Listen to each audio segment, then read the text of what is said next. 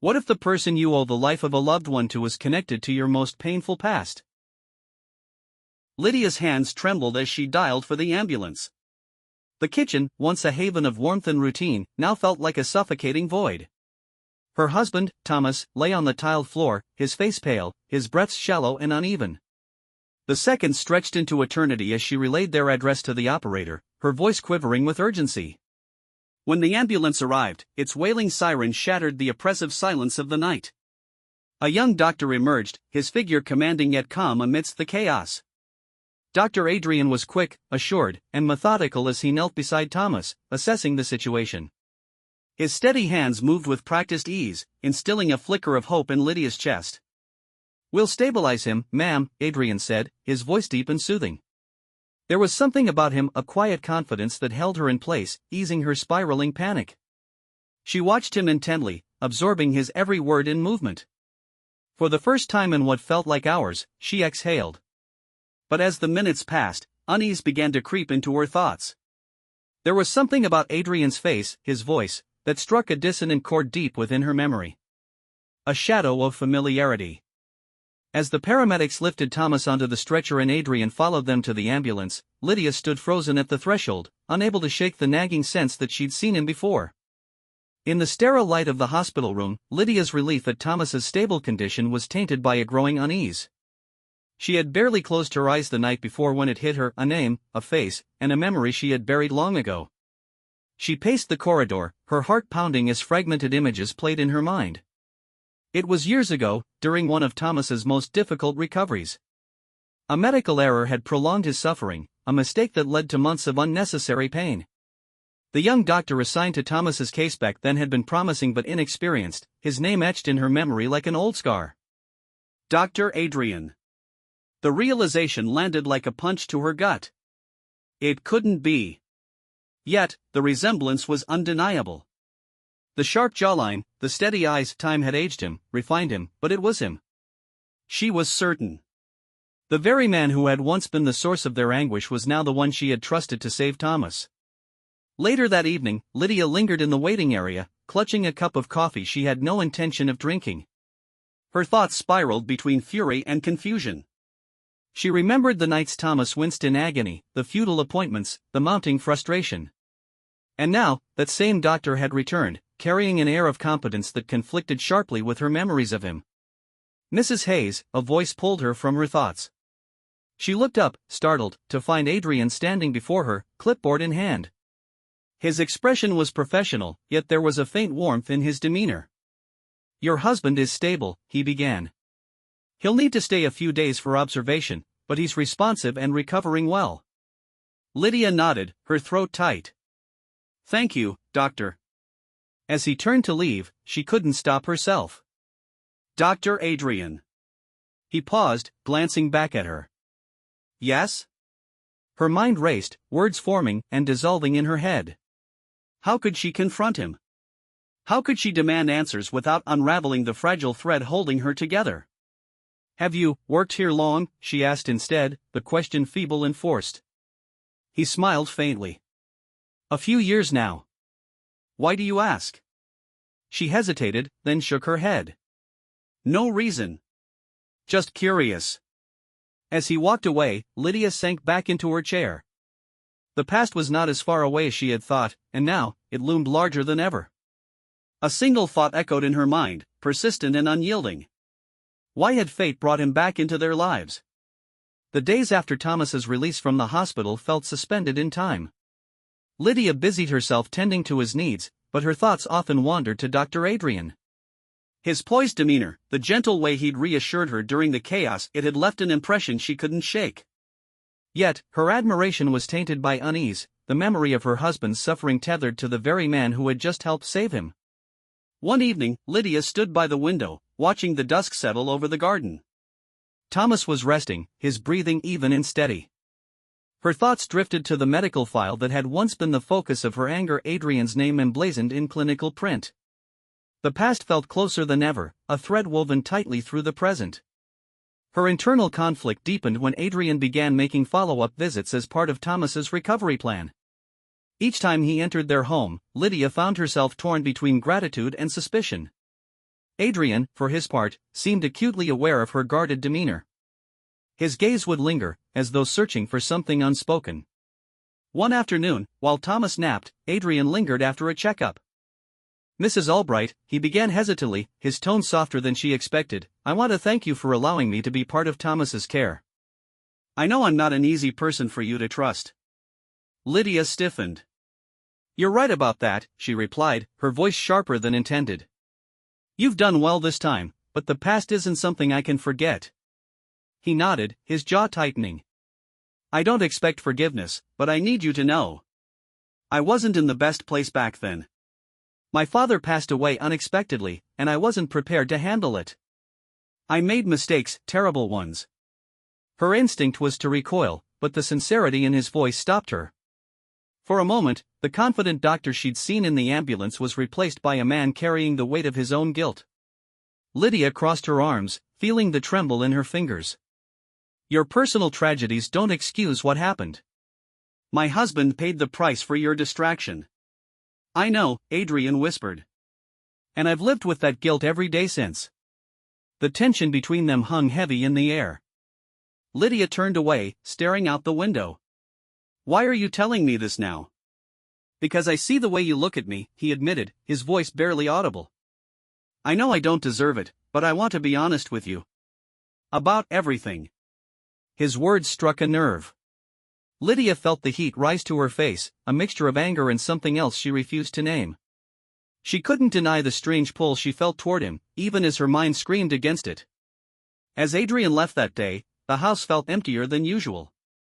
Lydia sat alone in the quiet, wrestling with emotions she had no name for. She had thought the past was a closed book, but it was opening again, page by page, and she wasn't sure she could stop it. The tension in Lydia's life grew, an invisible thread pulling tighter with each passing day. Thomas's recovery was steady but slow, and the house had settled into a routine. Yet Lydia's inner world was far from tranquil. Adrian's visits were fewer now, but the memory of his confession lingered, his words echoing in her mind when the house was quiet. It was on a chilly evening, with the wind rattling the windows, that Adrian appeared at their door again. Lydia opened it hesitantly, and he stood there, carrying his medical bag. "I was nearby and thought I'd check in," he said, his voice calm but his eyes betraying a flicker of something deeper. Thomas, asleep upstairs, was blissfully unaware of the simmering undercurrents that had begun to define Lydia's interactions with Adrian. She invited him in, more out of obligation than a desire for his company. Yet, as the door closed behind him, the air seemed to shift. Adrian set his bag down and took a seat at the kitchen table. Lydia poured them both a cup of tea, her hands trembling slightly as she carried the cups. They sat in silence for a moment before Adrian spoke. "How is he doing?" "Well enough," Lydia replied curtly. She avoided his gaze, focusing instead on the steam curling from her tea. "Your care has helped." "I'm glad," he said, his voice steady. Then, softer, "And you? How are you?"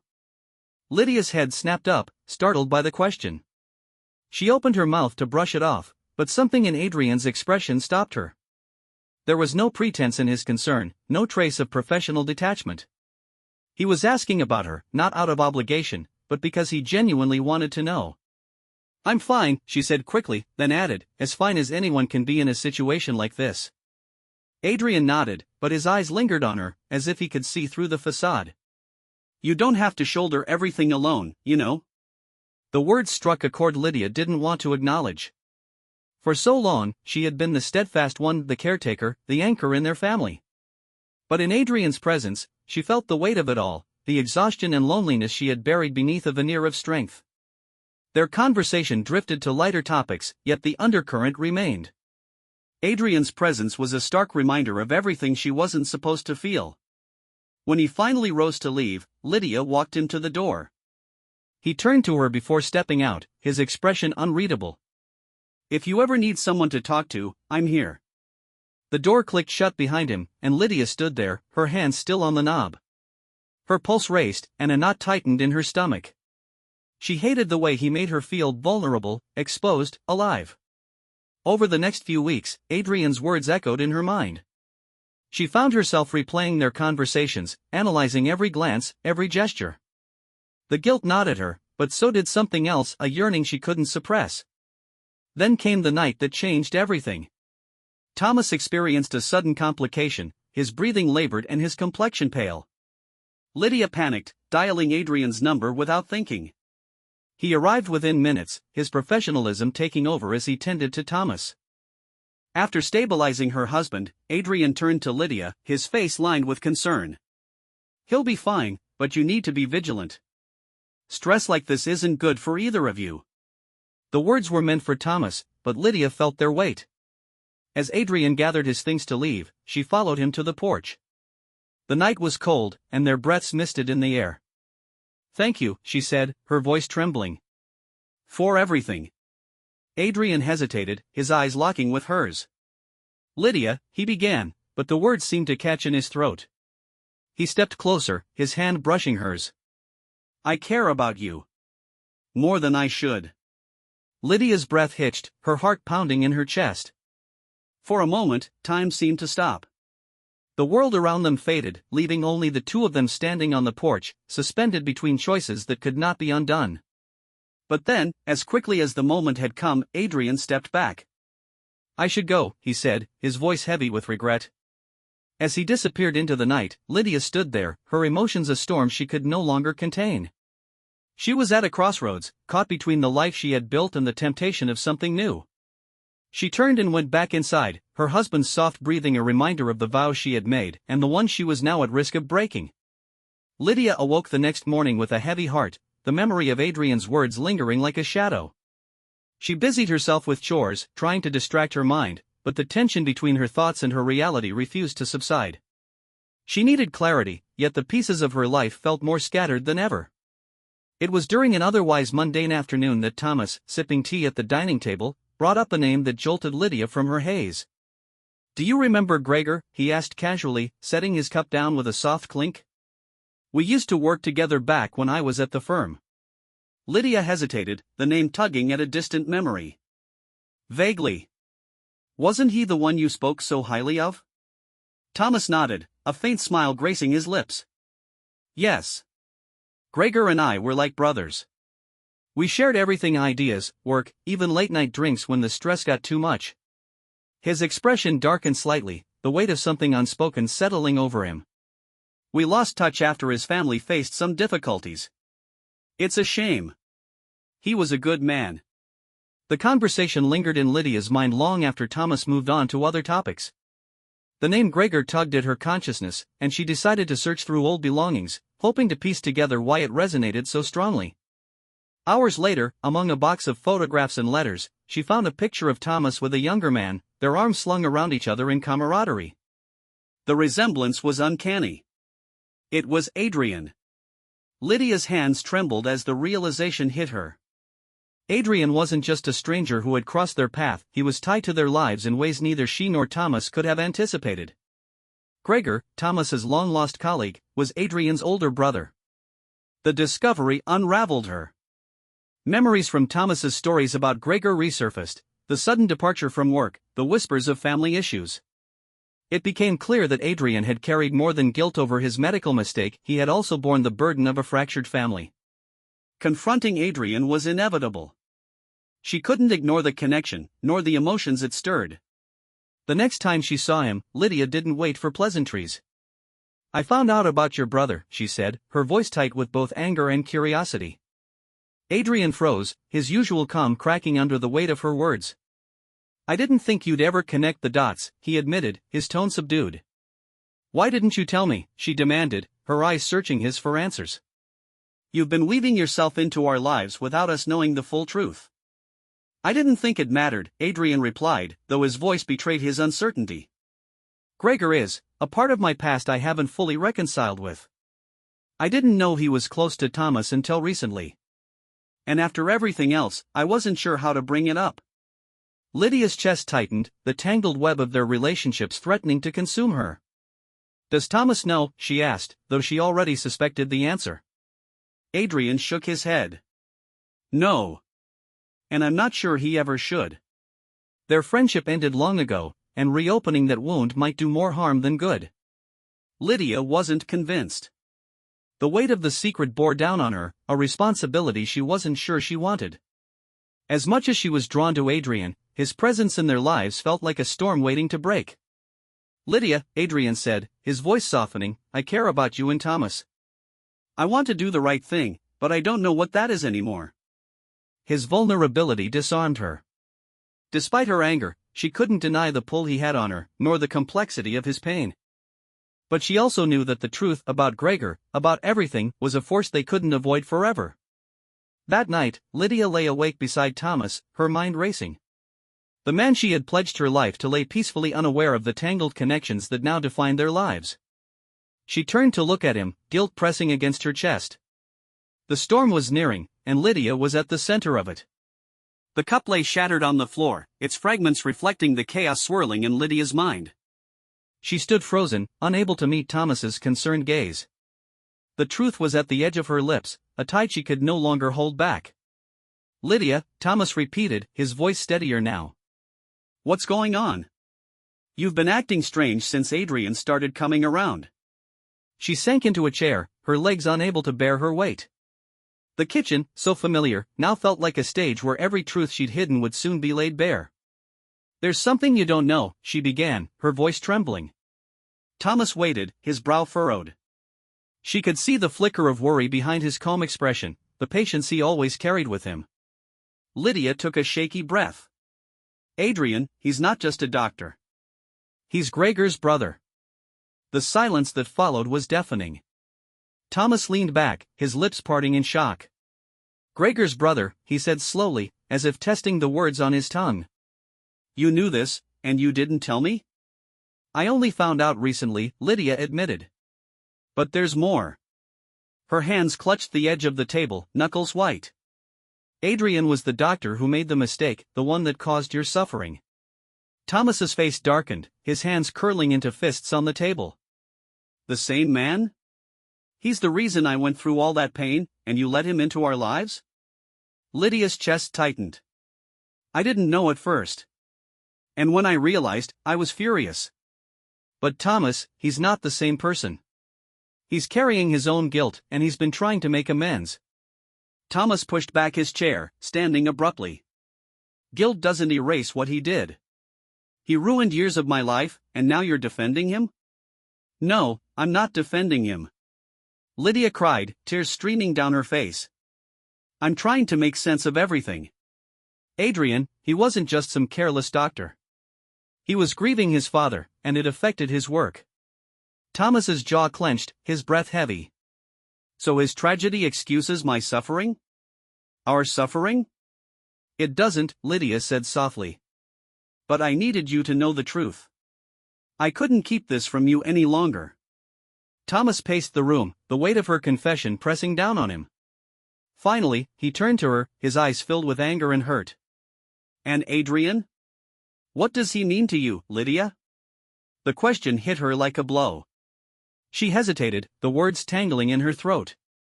He made me feel seen," she admitted, her voice barely above a whisper. "But it was never more than that. I chose you, Thomas. I will always choose you." Thomas stared at her for a long moment, the emotions warring in his eyes. Then he sat down heavily, burying his face in his hands. "I don't know what to do with this," he said finally, his voice breaking. "You've thrown everything into question." Lydia reached across the table, her fingers brushing his. "I made mistakes, Thomas, but I'm here now. I want to fix this us." The room was heavy with the weight of their shared pain.